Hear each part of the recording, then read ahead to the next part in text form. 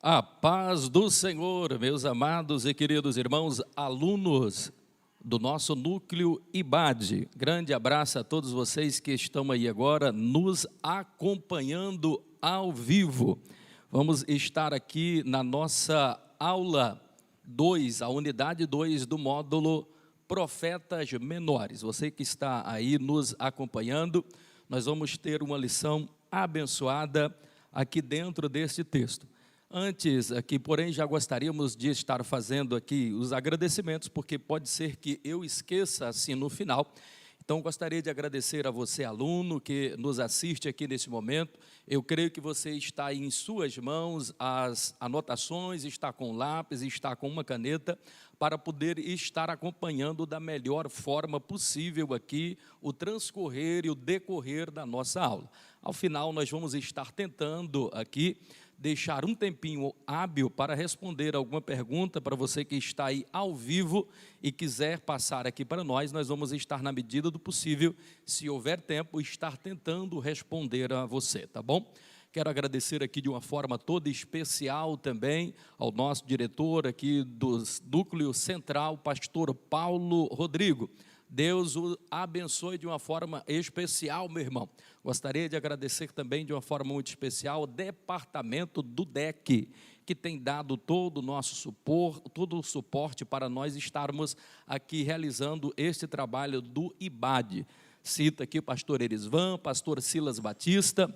Em especial também gostaria de agradecer ao nosso pastor presidente, Amarildo Martins da Silva, que tem dado todo o suporte nestes últimos dias, dadas as dificuldades aí do coronavírus, esse período aí de isolamento. Os nossos alunos não têm sofrido, porque nós temos transmitido aqui agora as nossas aulas ao vivo. Foi um investimento, na verdade, muito pesado que o campo está fazendo, na pessoa do nosso pastor presidente, e tem transmitido os cultos ao vivo aqui da AD Matriz, e tem sido para nós do campo uma bênção, tem sido para a cidade de Palmas uma bênção. Aqui os nossos agradecimentos ao nosso pastor presidente. Vamos então aqui à nossa aula, Profetas Menores, esse módulo abençoado.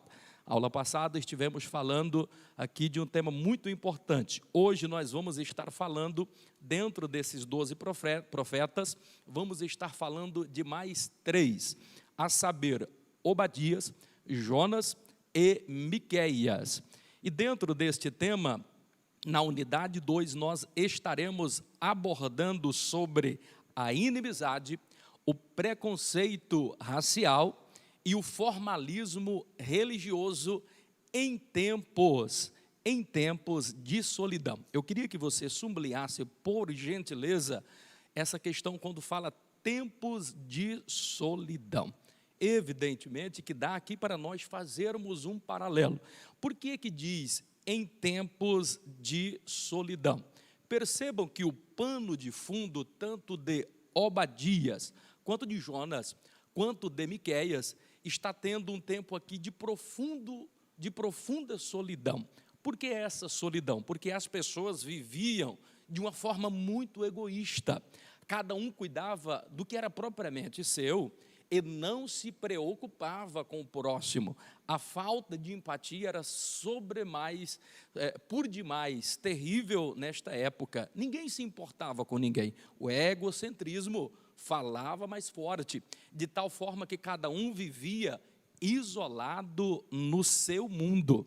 E aqui esses 3 profetas, eles vão profetizar exatamente nesse período de extremo egocentrismo.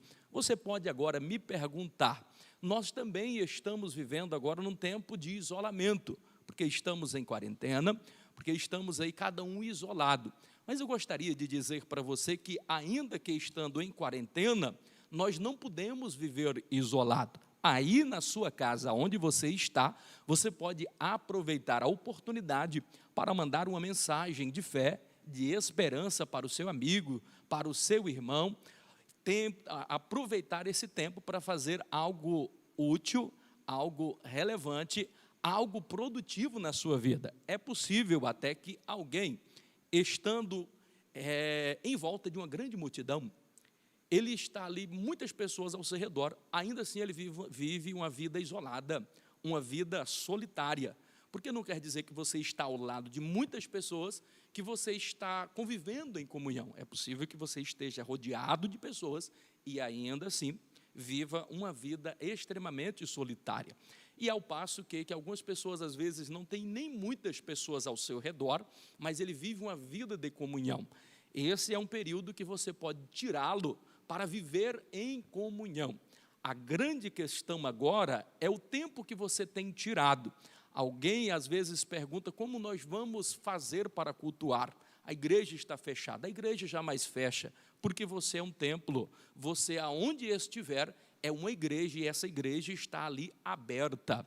Eu quero dizer ainda para você, aluno, você que nos ouve nesta oportunidade, aproveite este tempo, não para viver isolado, mas para aproveitar. Deus, na sua infinita graça, grande amor e misericórdia, mesmo diante dessa adversidade, Ele quer que você faça algo bom nesse momento de crise, nesse momento de adversidade. Ele quer que você aproveite os bons momentos em família. Aproveite essa sua família, aproveite este tempo que Deus está dando para você, para curtir a sua família, para fortalecer os vínculos familiares aí na sua casa. Aproveite este tempo.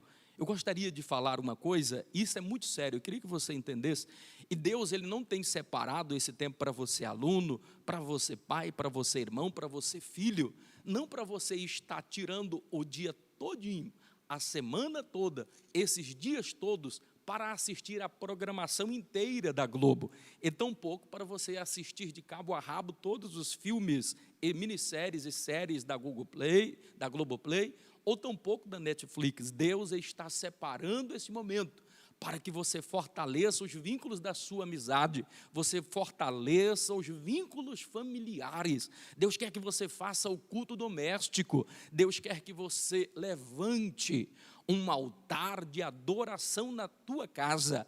Aproveite o tempo que Deus está separando para você nesse momento de crise, faça algo importante, faça algo muito especial. Eu gostaria também de, nesta oportunidade, já que introduzir, está entrando aqui dentro desse tema maravilhoso, aonde nós vamos estar abordando em 4 capítulos.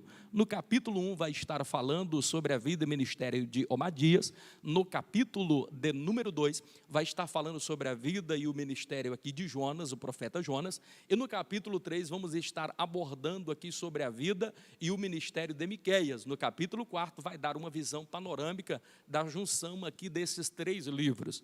No primeiro livro aqui, Obadias, no primeiro capítulo, vai estar tratando sobre a inimizade entre os irmãos.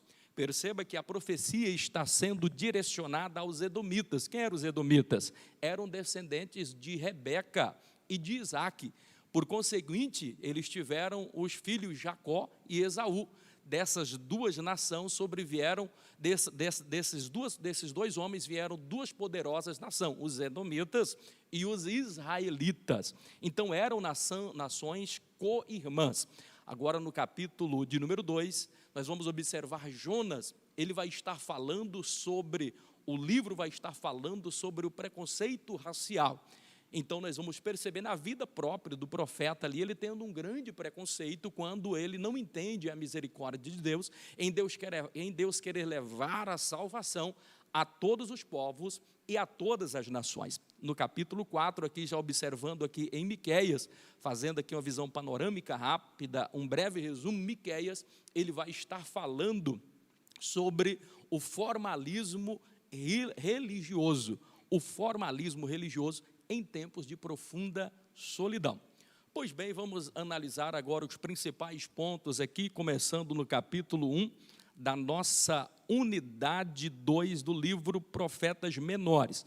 Você pode abrir aí o seu livro no capítulo, na página de número 67, aonde nós vamos estar começando a falar sobre a vida e o ministério de Obadias. Eu já falei na outra aula, vale a pena repetir, para você ter êxito, para você ter um grande sucesso ao estudar os profetas menores, profetas maiores, todos os livros da Bíblia, é importante você responder a 4 perguntas. Quais são?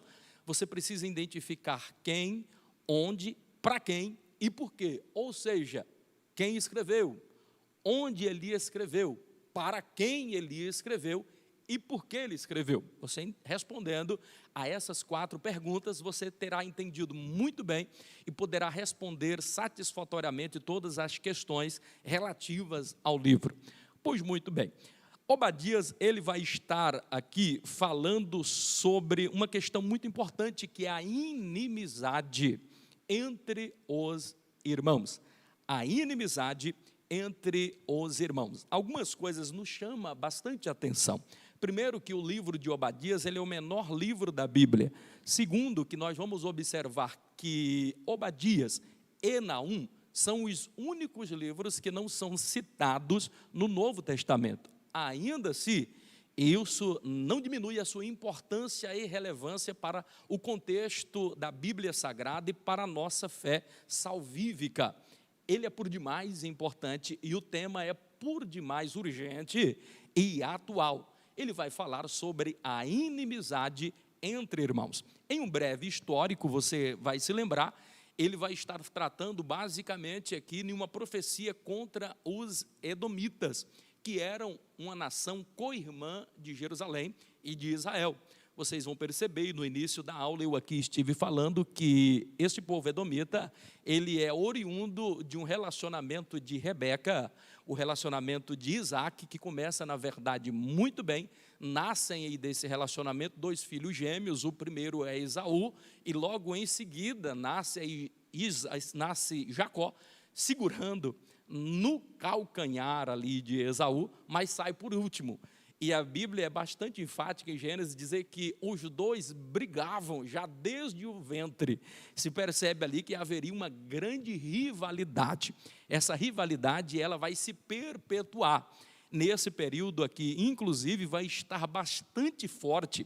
E é por causa disso que Deus levanta agora o profeta Obadias para profetizar, repreender severamente aqui a nação dos edomitas.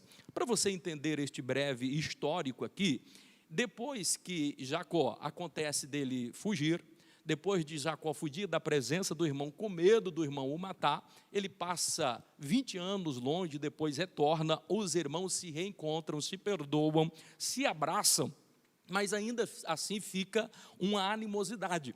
Percebam que passa 430 anos, Israel está lá no Egito, preso, está lá escravizado, e quando Deus resolve tirar com mãos fortes a nação de Israel ali do subjugo da escravidão ali no Egito, nós vamos perceber que quando Moisés está conduzindo o povo, logo de início ele vai passar em uma terra. Que terra era essa?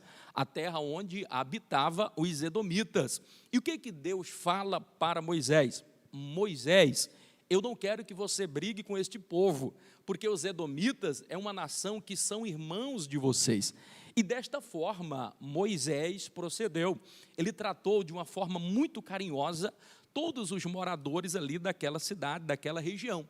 Ao passo que os edomitas trataram de forma muito severa, repreenderam, trataram de forma muito truculenta e impediram Israel de passar por este local.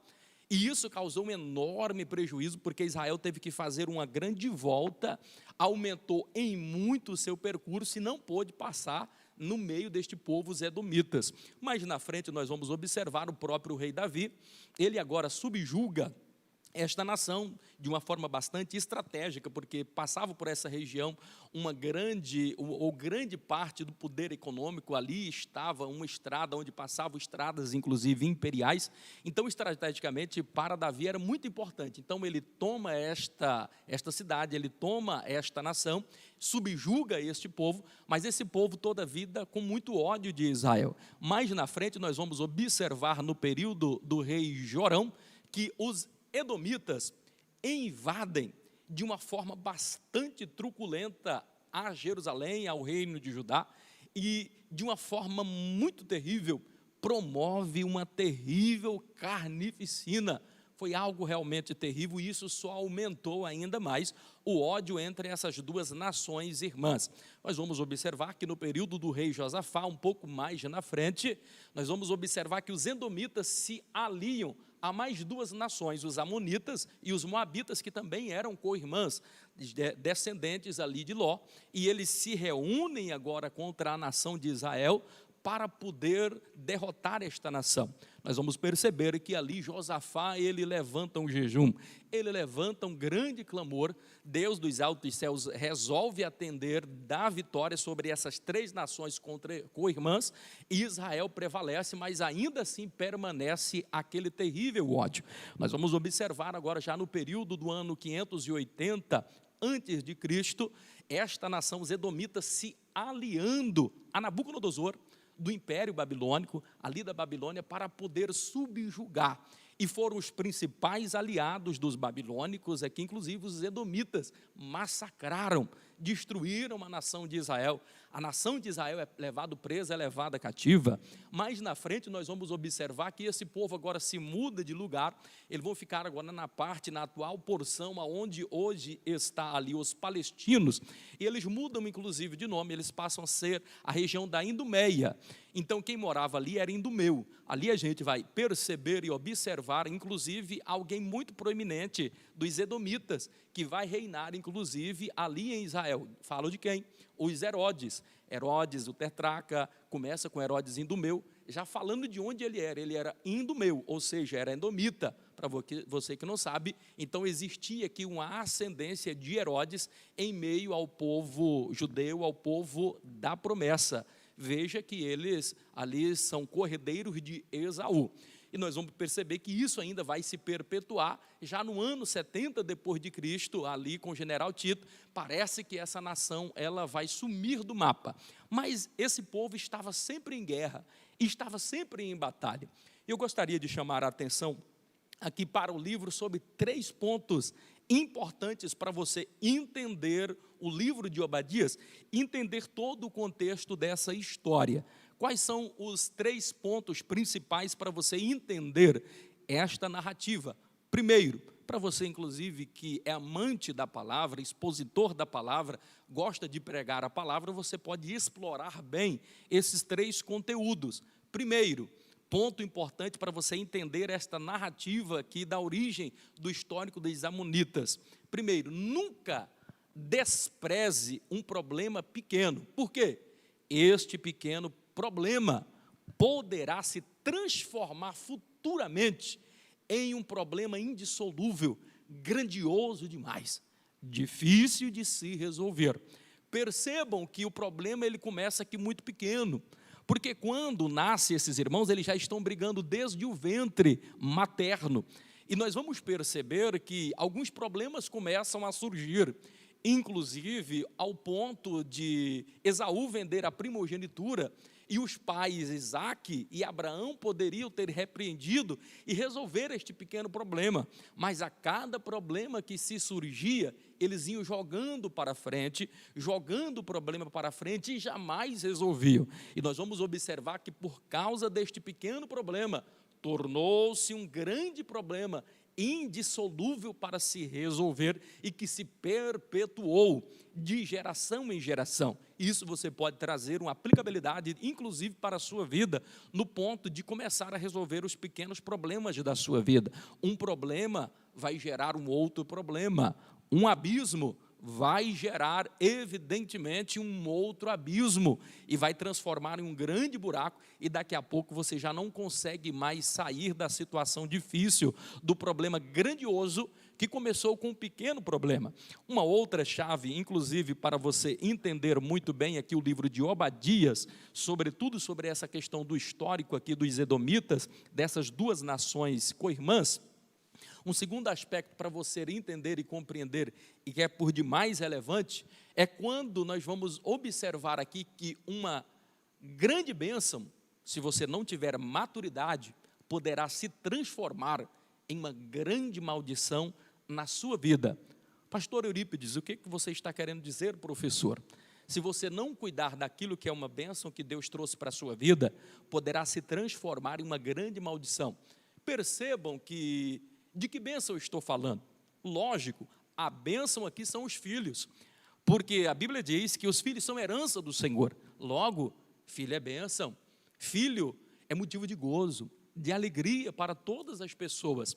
Mas percebam que este filho, esses dois filhos, porque os pais não tiveram maturidade suficiente, necessária para administrar um problema, transformou-se em uma terrível maldição, pela qual nós já falamos aqui.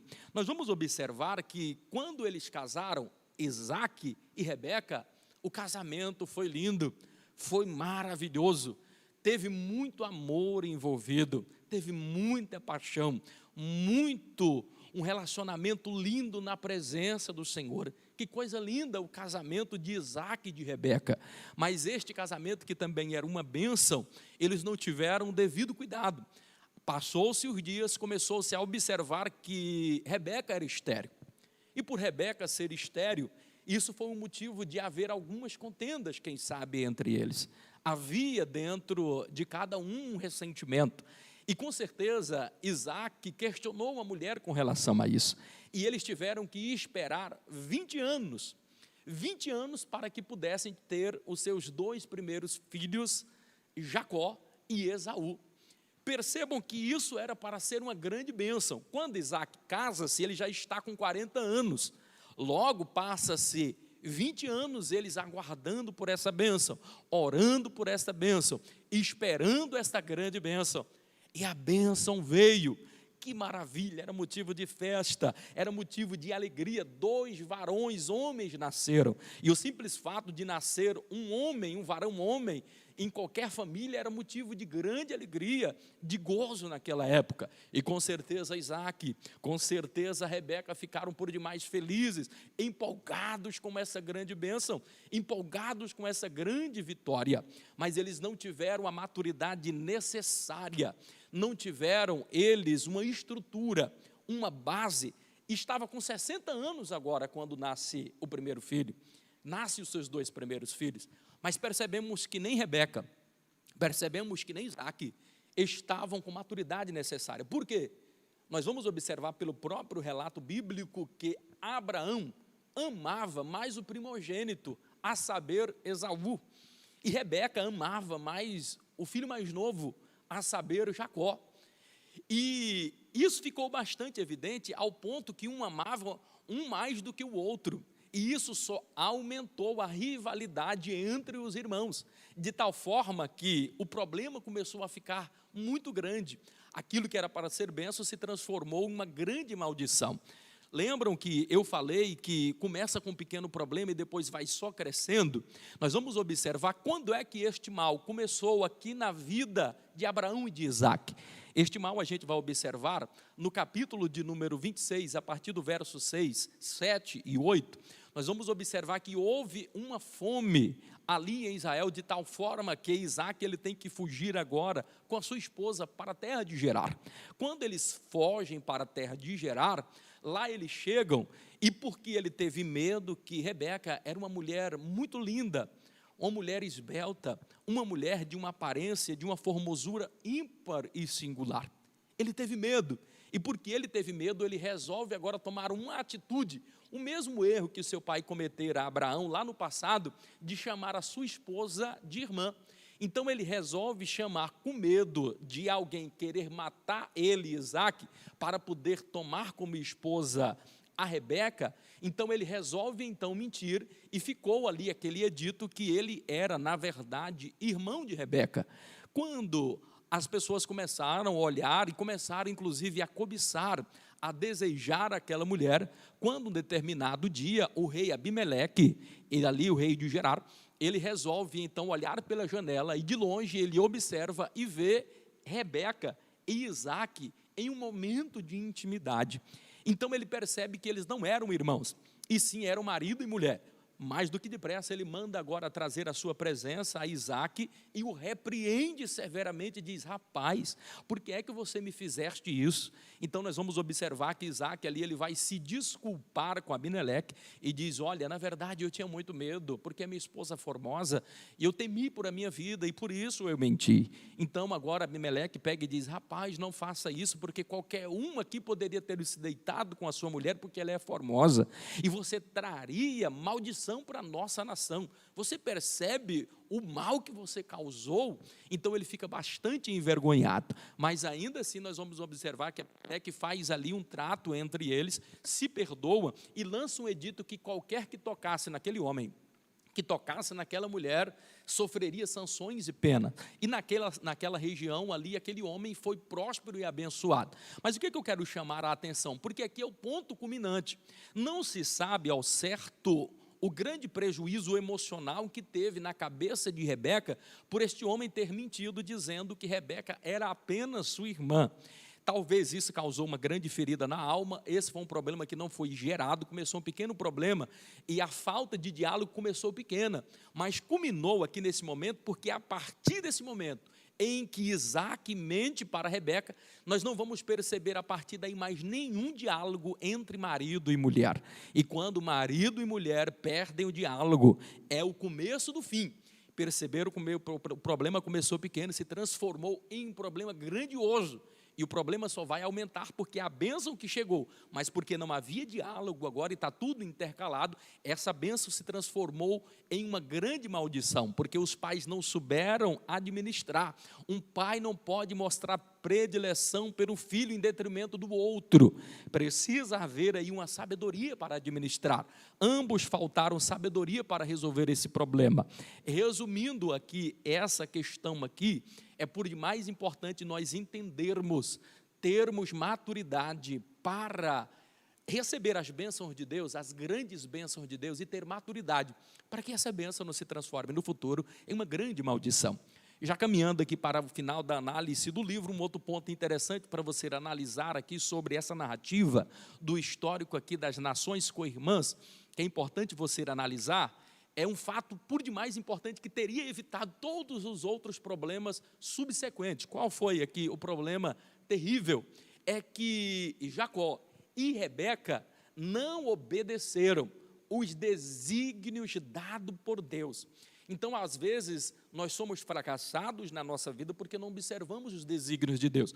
Qual era, então, o desígnio de Deus? Nós vamos observar no capítulo 25, o verso 23 de Gênesis, qual era o desígnio de Deus com relação àquela questão. E está bastante claro que é ordenança de Deus, era da vontade de Deus, era imperativo o desígnio de Deus, dizendo que o mais velho se submeteria ao mais novo. O mais novo dominaria o mais velho. Abraão, se tivesse aceitado no seu coração a vontade de Deus, de que Jacó seria maior do que Esaú, ele teria evitado todos esses problemas que ocorreram geração após geração. Ele não obedeceu o desígnio de Deus. Nós vamos observar que ele amou mais a Esaú, e por causa disso ele quis abençoar e tirar a bênção de Jacó. A mulher, ao perceber que o marido amava mais a Esaú e ela amava mais a Jacó, resolve então enganar o marido, resolve então enganar o filho primogênito, e nós vamos observar que agora Jacó, enganando de uma forma bastante sórdida, rouba de vez a bênção da primogenitura. O fato de ter a bênção da primogenitura dava ao primogênito vários direitos familiares, substituía o pai após a morte, e tudo ficava centralizado nesse filho primogênito. Nós vamos observar que após Jacó enganar de forma bastante sórdida agora o pai e o seu irmão, concuminado aqui juntamente com a sua mãe Rebeca, isso trouxe um grande prejuízo, porque ela estava querendo dar uma mãozinha para Deus, né? Deus não precisa da nossa mão. Já estava determinado e já estava sacramentado a vontade de Deus. Por que é que Rebeca quis? Não precisa Deus da nossa ajuda quando Ele tem algo imperativo. era imperativo, Deus já tinha determinado. Por que é que Rebeca, então, resolve enganar ali o seu marido e o seu irmão de uma forma tão sórdida? Isso trouxe tantas consequências que nós percebemos que depois disso daqui, Jacó precisa fugir para salvar a sua vida. E nós percebemos que Jacó nunca mais pôde ver a sua mãe nunca mais pôde ver o seu filho. Jacó não pôde mais ver em vida o seu pai Abraão, porque 20 anos ele passou distante, e nesses 20 anos que ele passou distante, o seu pai e a sua mãe morreram. Observa o prejuízo tão grande, porque eles não cumpriram os desígnios de Deus. Quando eles retornam, ainda que selam uma paz ali momentânea, mas os pais já não estavam vivos. O que eu aprendo de lição? Vamos obedecer os desígnios de Deus. Eu gostaria de caminhar agora para o segundo livro aqui de análise, no capítulo de número 2, da unidade 2 aí, do nosso livro Profetas Menores. Vamos estudar agora a vida do profeta Jonas. Está aí no livro, na página 77, para você acompanhar juntamente conosco aqui. A primeira coisa que você precisa saber a respeito aqui de Jonas é que Jonas não é um livro histórico, ou não é um livro fictício, como querem crer os teólogos liberais, que crê que esse livro aqui não é um livro literal, que essa história do peixe aqui engolindo Jonas não é um livro literal. Nós vamos observar, nós vamos identificar com grande grau de certeza, com absoluta certeza, sem nenhum medo de errar, com toda a convicção, que o livro de Jonas, ele é histórico. Você vai observar algumas passagens, inclusive no Velho Testamento, dentre elas, 2 Reis, no capítulo de número 14, e o versículo de número 25, falando inclusive desse profeta. Nós vamos observar o próprio Senhor Jesus. Nós vamos observar no capítulo de número 12, o versículo de número 40 de Mateus, aonde o próprio Jesus está dizendo: assim como Jonas esteve 3 dias e 3 noites no ventre do peixe, assim importa que o Filho do Homem também esteja no seio da terra 3 dias e 3 noites. Ora, se Jonas não existiu, por que é que tem essas referências? Por que é que o próprio Jesus citara ele aqui? Então não há nenhuma razão de entendermos que esse livro, na verdade, não é um livro histórico. Ele é histórico, sim, provamos aqui para você. Vamos caminhar aqui, porque o livro de Jonas, ele vai falar agora enfaticamente sobre o preconceito racial. Nós vamos observar que o livro aqui, ele está dividido em 4 capítulos, em 4 momentos aqui de narrativas diferentes. No capítulo de número 1, nós vamos observar que é o momento ali da chamada do profeta Jonas, para que ele pudesse entregar o recado, e ele vai para um lado oposto. Em vez de ir para Nínive, ele vai então para Jope. Quer dizer, ele está fugindo aqui. É a primeira vez que a gente vai observar aqui um profeta querendo fugir de uma responsabilidade muito nobre dada por Deus. Perceba que quando ele tenta fugir aqui, ele não está fugindo ou tentando fugir da presença de Deus, não por causa da ira de Deus, ou por medo da ira de Deus. E Jonas está fugindo, tentando fugir da presença de Deus, exatamente pela misericórdia. Por quê? Porque havia uma rivalidade extremamente grande contra os assírios, e se odiavam mutuamente. Os assírios, eles faziam coisas, verdadeiras barbáries contra a nação de Israel. Nós vamos observar que foram muito maltratados pelos assírios. Então havia um ódio ali muito forte também entre os assírios.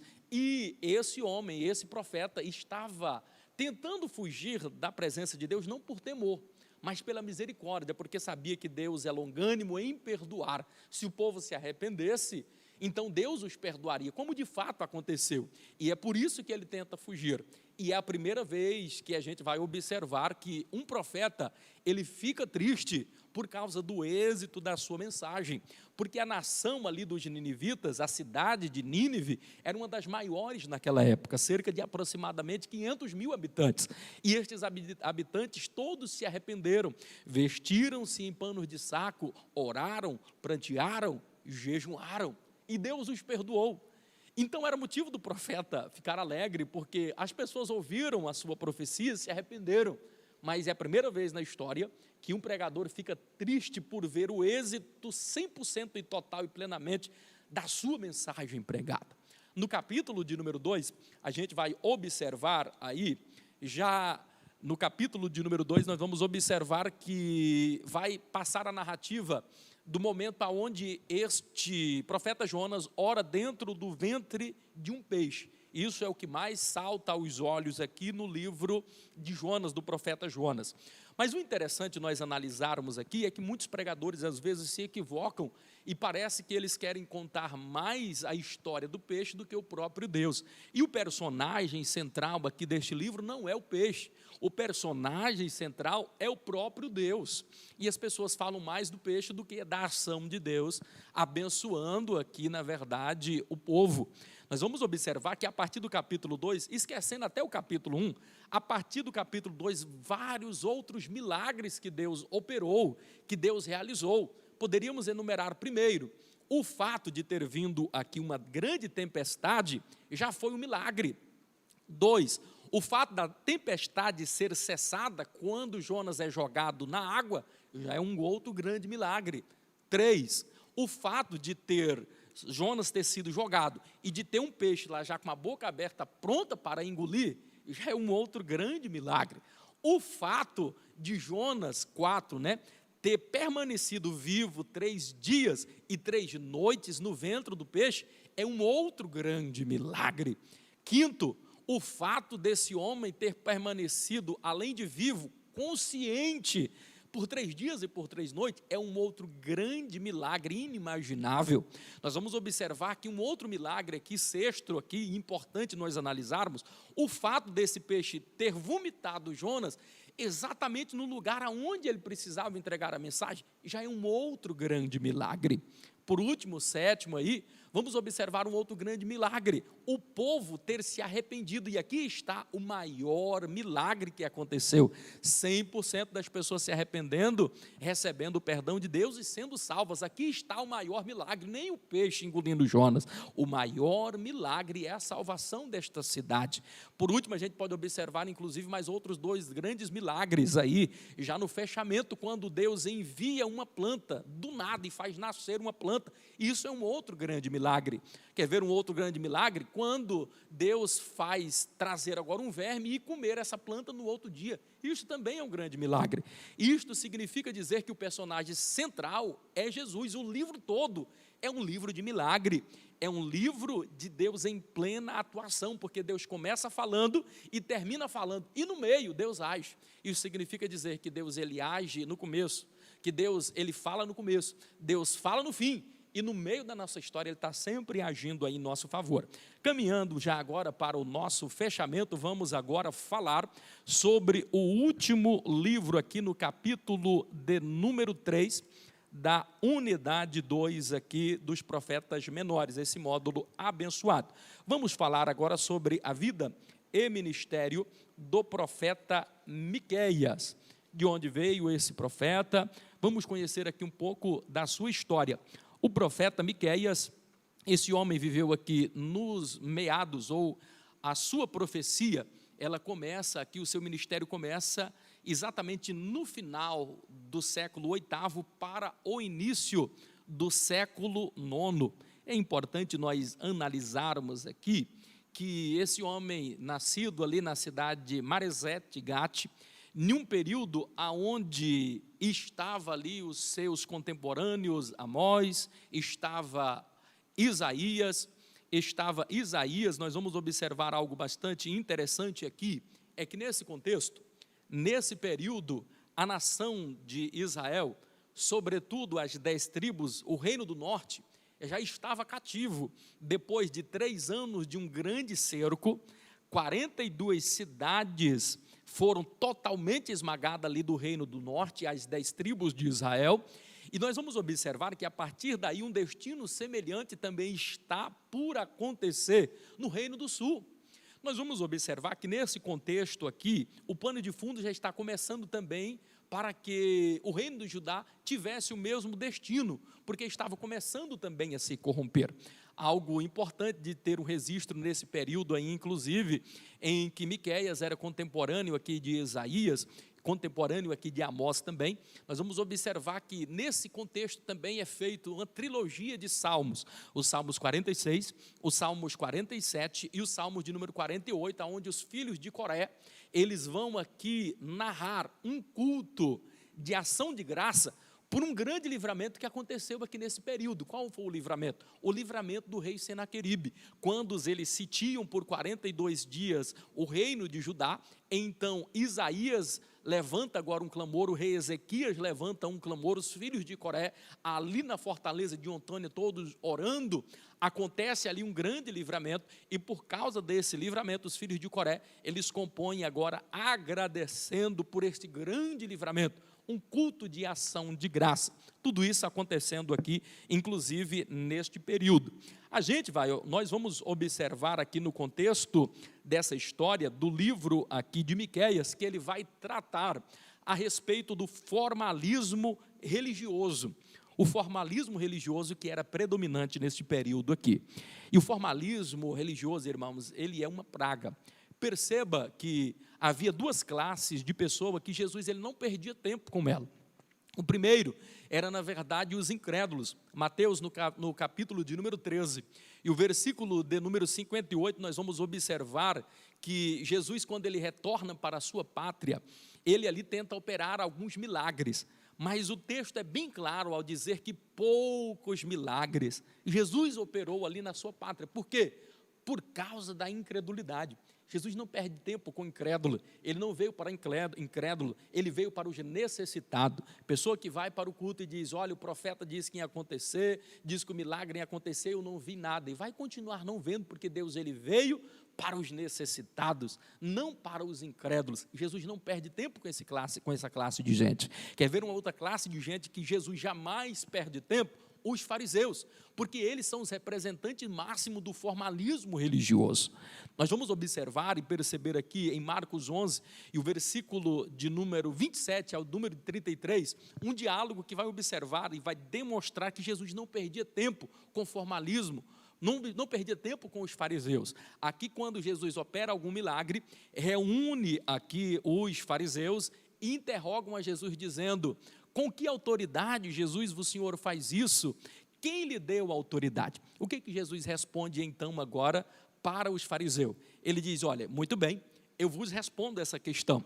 Primeiro, se vocês me responderem da seguinte forma, o batismo de João, ele é dos céus ou ele é dos homens? Nós vamos observar agora que eles reuniram ali e baixinho conversaram e disseram, olha, se nós dissermos que o batismo de João é do céu, todo mundo vai crer na mensagem dele. Mas se nós dissermos que é da terra, aí nós vamos temer ao povo, porque o povo amava João Batista. O que acontece? Então eles voltam e dizem, Rabi, nós não sabemos, o senhor pode me explicar? Ele disse, olha, como vocês não me responderam, eu também não tenho por que responder você. Quer dizer, ele não perde tempo com o fariseu, ele não perde tempo com formalismo. E esse período é denunciado aqui por Miqueias, esse momento que as pessoas viviam o extremismo do formalismo. Eles estavam cultuando a Deus de forma errada, oferecendo holocaustos de forma errada, faziam culto ritualístico, apenas formalismo, mas não existia o coração dentro disso daqui. Na página 88 aí do nosso livro, desta unidade, falando aí sobre o profeta Miqueias, você vai observar que aqui você vai observar aonde vai estar falando sobre os pecados religiosos espirituais do povo. Nessa época, os profetas estavam sendo comprados. Os profetas estavam comprados, vendidos, e não denunciava a prática que o povo estava vivendo. Nós vamos observar que dos 10 mandamentos, os 4 primeiros falavam sobre a vontade de Deus imperativa. E nós vamos observar que eles estavam infligindo os 4 mandamentos, quando diz, já começa dizendo ali em Deuteronômio, no capítulo de número 5, versículo de número 8 e 9, não farás para ti imagem de escultura, nem semelhança alguma do que há no céu, nem semelhança alguma do que há na terra, nem nas águas embaixo da terra. E o verso 9, porque eu sou Senhor, seu Deus, e sou zeloso, ao Senhor, seu Deus, somente adorarás e a Ele servirás, pois eu sou Deus zeloso que visita a maldade dos pais dos filhos da terceira até a quarta geração. Então Deus estava bastante aborrecido com isso. Na página 91, caminhando aqui para o fechamento aqui, 3.1, os pecados de origem social do povo. Percebam que se os 4 primeiros era referente a Deus, os 4 primeiros mandamentos, os últimos tinham a ver com as necessidades sociais. E essas necessidades sociais estavam sendo infligidas. Dos 10 mandamentos, estes fariseus faz com que eles se transformam agora em 608.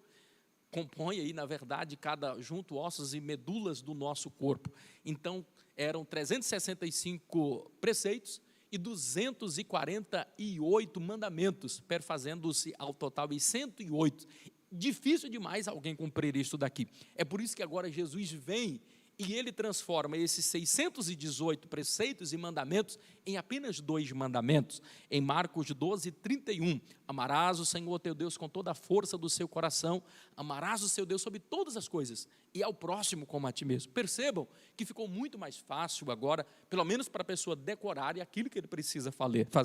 Na página 93, e aqui estamos caminhando verdadeiramente para o final, 3.2.1, e aqui está uma das mais importantes mensagens. Por quê? Aqui na página 93, vai estar falando especificamente agora em Miqueias, já no capítulo de número 5, do verso 2 ao versículo de número 4, vai estar falando sobre a vida do Messias. E se Isaías, ele foi o que melhor falou acerca do Messias, ele foi o profeta messiânico, nós temos algumas profecias aqui no livro de Miqueias, que para nós é por demais esclarecedora. Perceba que aqui no capítulo de número 5, verso 2 e 4, está muito claro o texto, aonde o profeta está dizendo, Deus dizendo através do profeta, e tu, Belém de Efrata, posto que tão pequena dentre milhares de Judá, de ti sairá o que será o Senhor em Israel, posto que cujas as suas origens são desde os tempos antigos, desde os dias da eternidade. O versículo vai continuar dizendo enfaticamente que ele permanecerá e apacentará o seu povo com grande força do Senhor nosso Deus e na excelência do seu nome. Aqui está falando de quem? Do Messias prometido, e de uma forma muito bem clara, quando ele diz, e tu, Belém de Efrata, tão pequena, dentre milhares do reino de Judá, de ti sairá aquele que será o Senhor de Israel. Ele está falando do Messias, e está dizendo, enfatizando que ele era da realeza, porque ele veio de Belém, como de Belém também veio o rei Davi. E se você for observar em 2 Samuel, no capítulo de número 7, o versículo de número 12, vai estar bastante claro, dizendo que da semente de Davi nasceria um que se assentaria no trono de Davi e reinaria para todo sempre. Então a realeza está caracterizado aqui.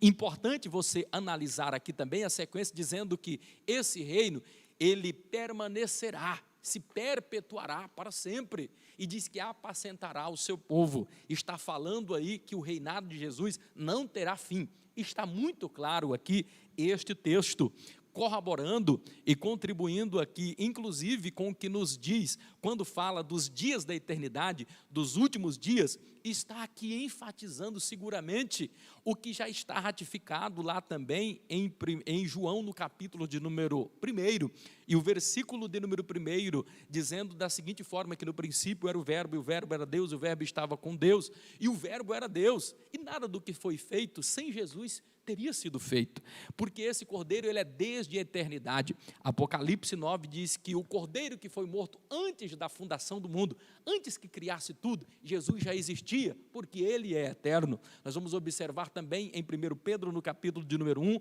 o versículo 19 e o versículo de número 20, que desde a fundação do mundo, o cordeiro que foi morto desde a fundação do mundo, quer dizer, Jesus, ele sempre existiu, e o livro, ele fala de uma forma aqui muito clara com relação a isso.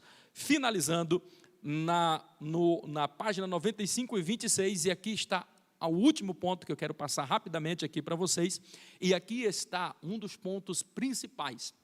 E por que eu considero um dos pontos principais? Porque Miqueias, agora no capítulo de número 6, do verso de número 6 ao verso de número 8, ele vai falar uma das coisas mais fenomenais do Velho Testamento, que é atual e que nos serve para o dia de hoje. Ele fala uma das afirmações mais fortes com relação como deve ser um culto para Deus e como é que Deus recebe um culto. Perceba que ele é bastante enfático. Ele vai dizer agora no verso 6 do capítulo 6, do verso 6 ao verso de número 8, ele vai dizer da seguinte forma: como eu me apresentarei diante do Senhor, como eu me inclinarei diante da face do Deus Altíssimo. Aí ele continua dizendo: me apresentarei diante dele com holocaustos, com sacrifício, com bezerro de um ano. Aí ele vai dizer: alegrar-se-ia o Senhor com 1000 novilhos, alegrar-se-ia o Senhor com 10.000 ribeiros de azeite. Interessante, ele vai dizer assim: darei ao Senhor o meu primogênito em prol das minhas transgressões, darei o fruto do meu ventre em prol dos pecados da minha alma. Aí o próprio Deus responde e diz assim: hoje eu te declaro, eu vou te declarar, o que importa para mim é que você pratiques a justiça. Este é o verdadeiro culto, que pratiques a justiça, que ames a benignidade e que viva humildemente com o Senhor teu Deus. Eu finalizo aqui, que mensagem poderosa, maravilhosa. Esse é o verdadeiro culto, irmãos, que você pratique a justiça. E por que a justiça ela é tão importante? A justiça é maravilhosa, porque nos diz no capítulo de número 14, o verso de número 17 de Romanos, que o reino do céu, ele não é feito de comida, ele não é feito de bebida, mas ele é feito de justiça. Isto significa dizer que qualquer injustiça que você fizer aqui na terra, você vai estar trabalhando contra o reino do céu. O verdadeiro culto é que você pratique a justiça, que seja justo. A segunda coisa, ele vai dizer que ames a benignidade. O que é amar a benignidade? É amar o bem, é praticar o bem, é fazer o bem. Tiago, no capítulo de número 4, e o versículo de número 17, diz: aquele que sabe fazer o bem e não faz, comete pecado. E por último, finalizando, ele diz que andes humildemente com o Senhor teu Deus. Isso aqui é forte, irmãos. Sabe o que Miqueias ele está querendo dizer aqui? No apagar das luzes, no fechar aqui desta matéria, ele está dizendo que a única forma do homem andar com Deus é se esse homem andar humildemente com Ele. Que coisa gloriosa, eu sinto a presença de Deus, irmão. Aluno do IBAD, ao falar sobre isso, a única forma de você andar com Deus é se você andar humildemente com Ele. A humildade é por demais importante, porque a humildade precede a honra, Provérbios 13, 15. É importante por demais você ser humilde. Observa que quando no capítulo 18 de Lucas, nós vamos observar o fariseu, a parábola do fariseu e do cobrador de impostos. O fariseu bate no peito, orgulhando-se por grandes coisas que eles fizeram, um formalismo religioso muito grande, mas para Deus isto nada serviu, porque com poucas palavras um homem bate ali no peito, chorando e diz: Senhor, tem misericórdia de mim, porque sou pecador. Por causa da humildade desse homem, Deus o perdoou. E o interessante é que Tiago 4 e 6 vai dizer que Deus resiste ao soberbo, porém dá graça aos humildes. O mesmo Tiago no capítulo 4, agora no verso 10, diz assim: humilhai-vos perante o Senhor teu Deus, e Ele vos exaltará. 1 Pedro 5 e 6 vai dizer: humilhai-vos, pois, debaixo das potentes mãos do Senhor, e o Senhor, ao seu tempo, te exaltará. Não perca tempo em ser uma pessoa arrogante, tire o formalismo da sua vida. Finalizando a mensagem, eu gostaria de fechar um texto, parafraseando aqui o que diz Abigail Van Buren, que por sua vez parafraseou Agostinho. Essa frase não é dela, mas muitos atribuem a ela, quando ela diz assim que a igreja não é um local de museu para santo, a igreja é um hospital para os pregadores, ou para os pecadores. A igreja deve se transformar em um hospital que apresenta Jesus, e o médico Jesus cura todas as nossas enfermidades. Vamos abandonar o formalismo religioso, vamos viver aquilo que Jesus Cristo nos ensinou. Muito obrigado agora a todos vocês que nos acompanham aí, já estamos finalizando. Gostaríamos de aqui desejar o nosso boa noite, dizer o nosso muito obrigado aos nossos alunos que até agora nos acompanham aqui, que estão assistindo a nossa aula. Eu espero que tenha sido bastante produtivo os livros onde nós estudamos aqui, Obadias, Jonas e Miqueias. Deus em Cristo Jesus vos abençoe a todos. Grande abraço, até o próximo encontro na segunda-feira. Grande abraço a todos.